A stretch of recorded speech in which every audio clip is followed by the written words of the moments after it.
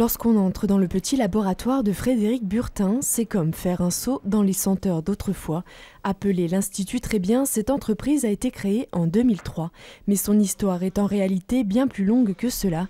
En effet, Très Bien est à l'origine le nom d'un institut de beauté lyonnais que la grand-mère de Frédéric fréquentait dans les années 30. En lisant les correspondances de ma grand-mère, j'ai découvert qu'effectivement, elle se faisait préparer une colonne particulière, dont j'ai pu retrouver la formule dans un livre ancien.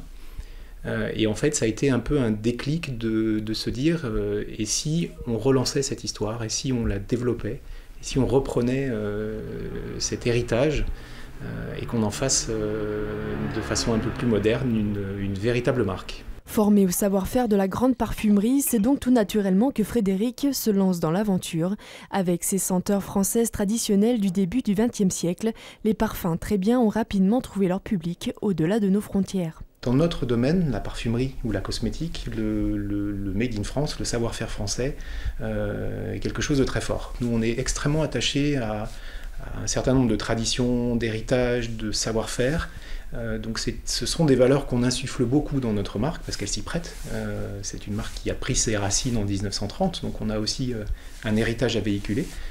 Et voilà, donc ça, ce sont des notions qui fonctionnent bien à l'international, notamment en Asie. Mais aussi États-Unis et toute l'Europe.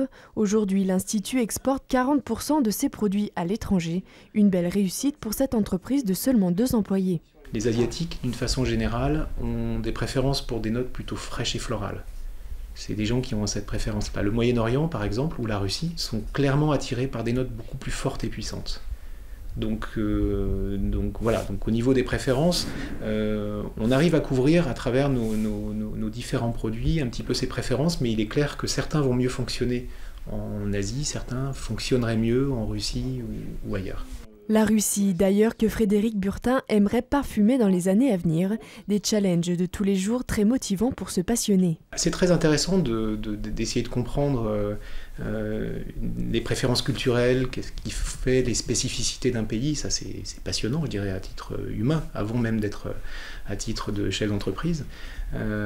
Et puis, effectivement, c'est un peu un défi de voir comment on doit adapter une communication, comment la marque est perçue, comment on doit la présenter et l'adapter en termes de discours et d'histoire.